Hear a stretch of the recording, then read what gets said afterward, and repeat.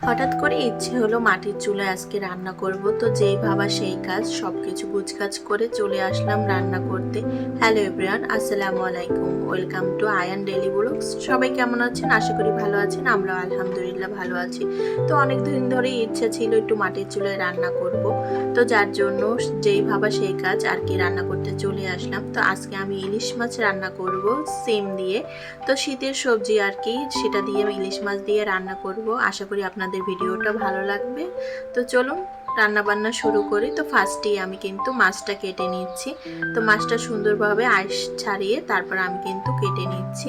তো মাছটা কিন্তু অনেকটাই বড় ছিল, তো বাবা ছেলে বলছিল তারা ভাজা মাছ খাবে, তো তাদের জন্য কিন্তু বড় 2 পিস রেখে আমি আরগুলো ছোট করে কেটে নিয়েছি। আর সবজি দিয়ে মাছ রান্না করলে তো একটু ছোট করে কেটে রান্না করলেই কিন্তু ভালো লাগে, যার জন্য আমি মাছটা ওইভাবেই কেটে নিচ্ছিলাম। তো মাছটার পেটে কিন্তু অনেকখানি ডিম হয়েছে, তো আমি ডিমটা বের করতে পারছিলাম না, যার জন্য আইনের পাপাকে বললাম একটা চামিচ নিয়ে আসো। তো ওইভাবে আমি আর কি বের করছিলাম চামিচ দিয়ে। তো সুন্দরভাবে বের করে নিয়েছি। এই যে দেখতেই পাচ্ছেন মাছের পেট ভরা ডিম। তো ডিম দুটো বের করে এখন আমি সুন্দরভাবে মাছটাকে কেটে নিচ্ছি। তো মাছটাকে প্রথমে ওই যে বলছিলাম 2 পিস বড় করে কেটে নিব আয়নের জন্য এবং আয়নের পাপার জন্য। এখন আমি ছোট ছোট পিস করে কেটে নিচ্ছি, যেহেতু সবজি দিয়ে রান্না করব, তো এইভাবে রান্না করলেই ভালো লাগবে। আর মাছটা কিন্তু খুব একটা ছোটও ছিল না। তো সুন্দরভাবে কিন্তু আমার মাছটা কাটা হয়ে গেছে। এখন সব কিছু আমি কুচকাচ করে নিয়ে আসছি চুলার পাড়ে, এখন রান্না শুরু করব। তো ফার্স্টেই কিন্তু আমার প্রথম কাজ চুলাটা জ্বালাতে হবে। তো অনেকদিন যাবতই রান্না করা হচ্ছে না, তাই চুলাটা কিন্তু একটু ঠান্ডা হয়ে আসছে। জানি না কতক্ষণে চুলার জাল ধরাতে পারবো।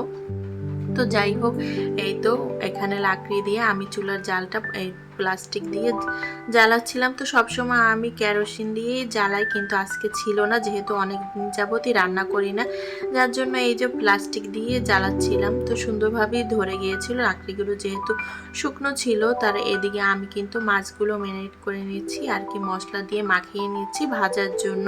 তো ফার্স্টে আমি এখানে লবণ দিয়ে দিয়েছি, মরিচের গুঁড়ো আর সামান্য পরিমাণে হলুদের গুঁড়ো দিয়ে সুন্দরভাবে মাখিয়ে নেব। তারপর আমি কিন্তু মাছটা ভাজবো। আর মশলা পরিমাণ একটু বেশিই দিয়েছি, কারণ যেহেতু তারা ভাজা মাছ খাবে, একটু টেস্টি না হলে কিন্তু ভালো লাগে না। আর আমরা যখন ওই যে মাওয়া ঘাটের ভিডিওগুলো দেখি, তারা কিন্তু অনেক পরিমাণেই হলুদ মরিচের গুঁড়ো দেয়, দেখতেও ভালো লাগে, হয়তো বা তার জন্য খেতেও ভালো লাগে। যার জন্য আজকে কিন্তু আমি একটু হলুদ মরিচের গুঁড়োটা বেশিই দিয়ে দিয়েছি।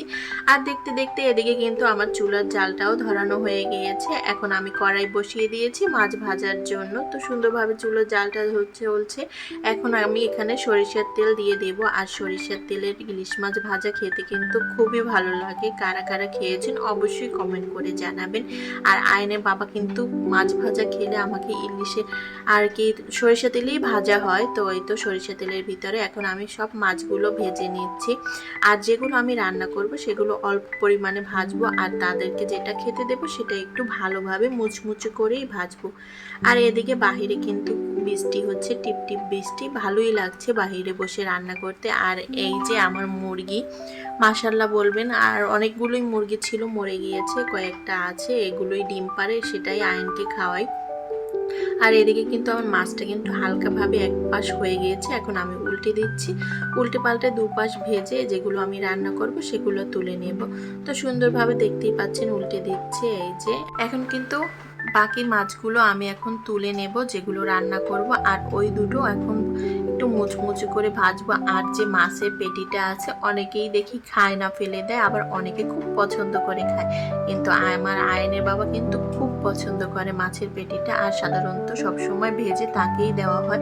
তো মাছের পেটিটা আর ডিমটা একসাথে আমি এখন ভেজে নিচ্ছি, তারপর ভাজা হলে দুজনকে খেতে দেব। তো এই তো দেখতেই পাচ্ছেন সুন্দরভাবে কিন্তু উল্টে পাল্টে আমি ভেজে নিচ্ছি। আর আমার মাছ কিন্তু অলমোস্ট ভাজা হয়ে গেছে, এখন আমি তুলে নেব। এই তো মুচমুচে করে ভেজে নিয়েছি। আর ইলিশ মাছ ভাজা কার কার পছন্দ বলেন তো? আমাদের বাসায় আমাদের কম বেশি সবারই একটু পছন্দ। আয়নের বাবা রান্নার থেকে কিন্তু ভাজা মাছটা খেতে খুব পছন্দ করে। আর সাথে সাথে ছেলেও একটু খাওয়া শিখছে, যেহেতু বাবাকে খেতে দেখে।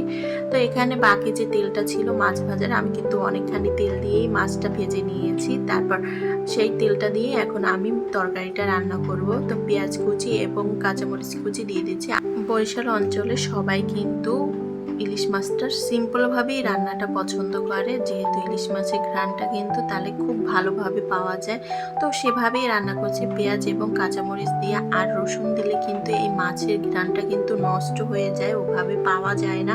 তো আমার পেঁয়াজটা কিন্তু ভাজা হয়ে গেছে মোটামুটি। তারপর এখানে আমি স্বাদ অনুযায়ী লবণ এবং মরিচের গুঁড়ো আর হলুদের গুঁড়ো অ্যাড করে দিচ্ছি। মরিচের গুঁড়োটা কিন্তু আজকে একটু বেশি পরিমাণেই দিয়েছি, সবজি দিয়ে মাছ দিয়ে রান্না করব, একটু ঝাল ঝাল করে হলেই ভালো লাগবে, যার জন্য একটু মরিচের পরিমাণটা আজকে বেশিই দিয়ে দিয়েছি।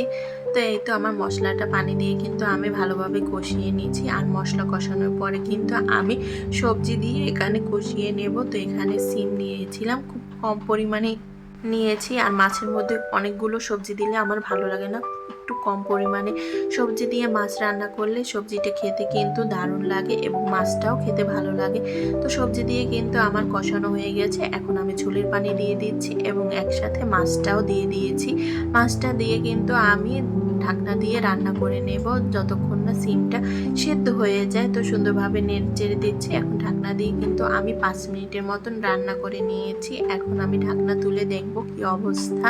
তো সুন্দরভাবে আরেকটু নেড়ে দিচ্ছিলাম আলতো হাতে। আর এই যে দেখতেই পাচ্ছেন, আবার একটু ঢাকনা দিয়ে 5 মিনিট রান্না করে নেব। ওই সময় পুরোপুরি সিমটা সেদ্ধ হয়নি, যার জন্য আমি আবার একটু ঢাকনা দিয়ে রান্না করে নিয়েছি।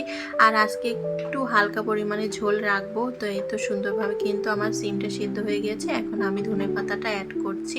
তো ধনেপাতা অ্যাড করে 2 মিনিট রেখে এখন আমি কিন্তু তরকারিটা নামিয়ে নিচ্ছি। আর দেখতেই পাচ্ছেন অসাধারণ স্বাদ হয়েছিল আর দেখতেও সুন্দর হয়েছে। যদি ভিডিওটা ভালো লাগে অবশ্যই লাইক, কমেন্ট এবং শেয়ার করতে ভুলবেন না। সবাই ভালো থাকবেন। আল্লাহ হাফেজ।